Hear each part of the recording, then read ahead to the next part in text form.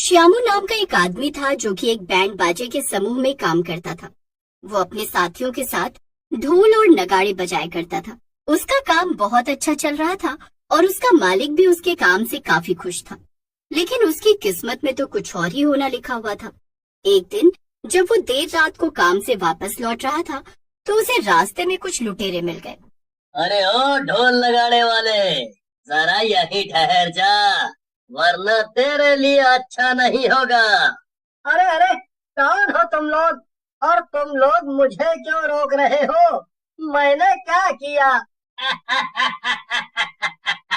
अंधा है क्या तू?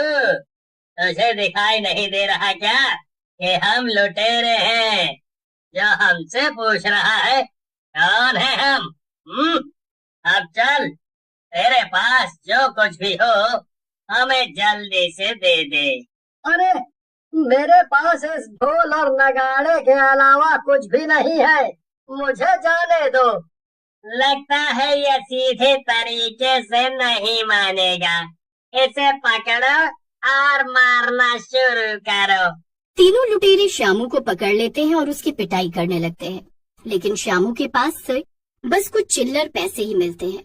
अरे, ये तो सच में बहुत बड़ा फकीर मालूम होता है। अब क्या करें? इसे तो हमने मुफ्त में ही पीट दिया। अब अगर इसके ऊपर हमने इतनी मेहनत की है तो ऐसे बेकार थोड़ी जाने देंगे। इसके ये ढोल नगाड़े हैं ना, यही लूट लेते हैं। चोर बाजार में इसकी अच्छी कीमत मिल जाएगी। नहीं नहीं, ऐसा मत करना। ये ढोल नगाड़े ही मेरा पहला प्यार है, और उससे भी बड़ी बात ये है कि मैं इनका अपनी जान से भी ज्यादा ख्याल रखता हूँ।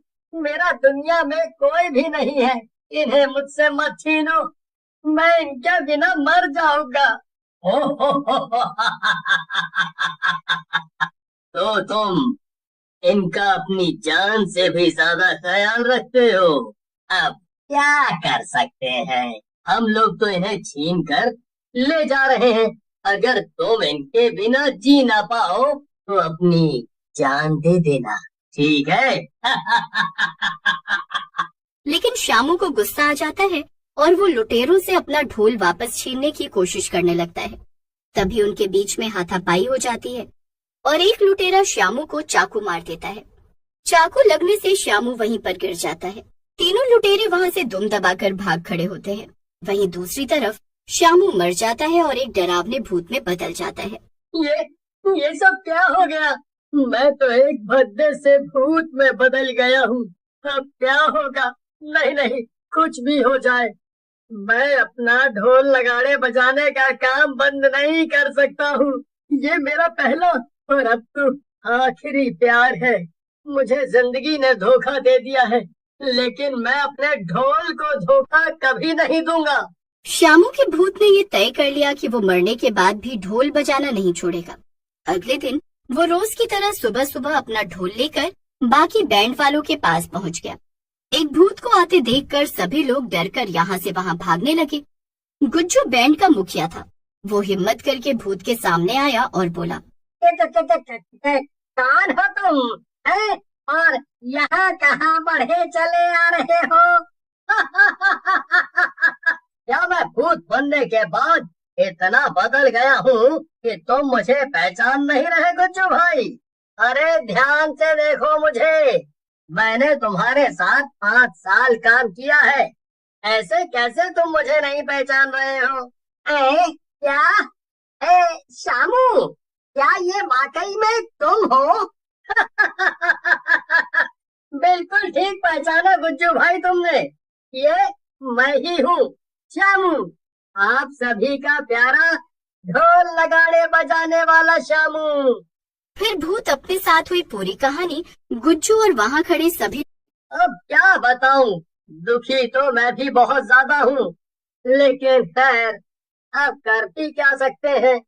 ये तो ऊपर वाले की मर्जी थी और उसकी मर्जी के आगे किसकी चलती है। लेकिन कुछ भी हो जाए, मैं अपने काम से पीछे नहीं हटूंगा।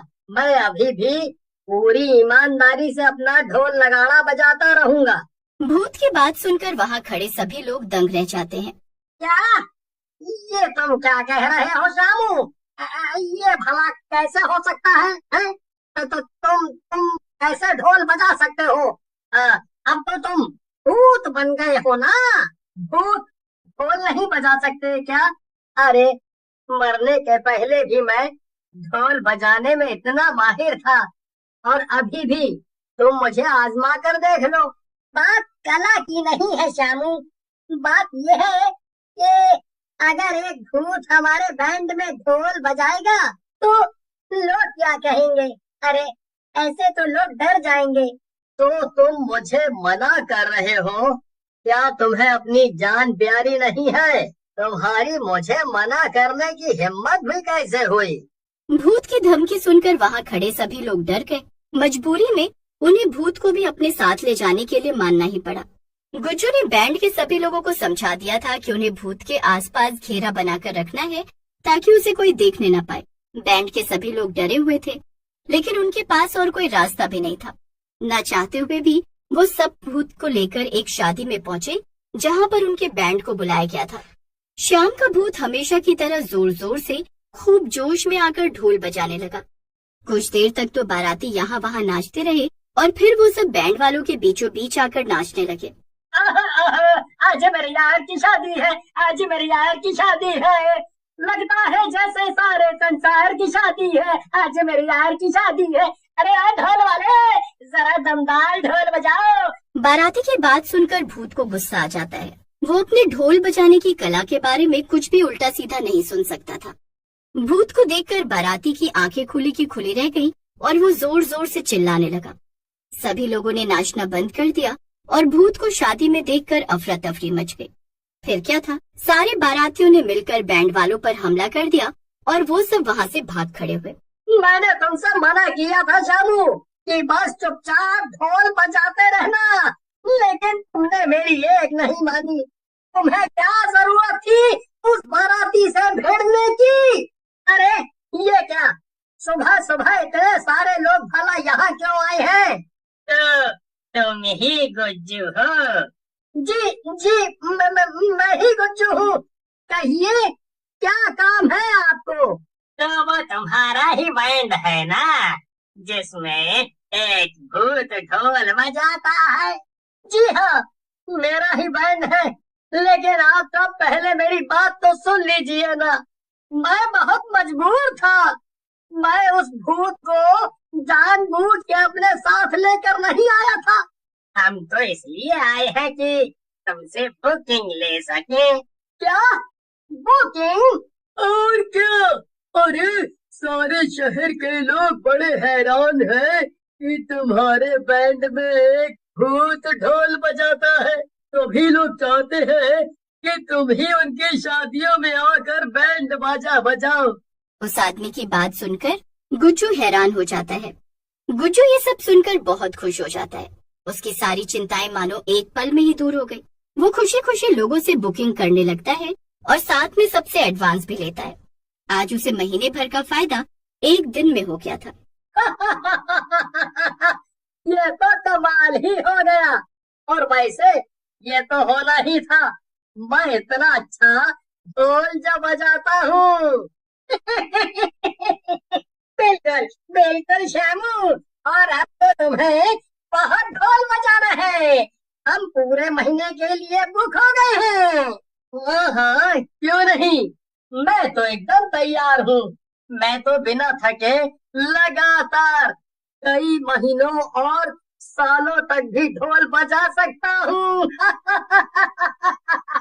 फिर क्या था, श्यामू भूत ढोल बजाने वाला पूरे इलाके में मशहूर हो गया और इससे गुज्जू का भी बहुत फायदा हुआ।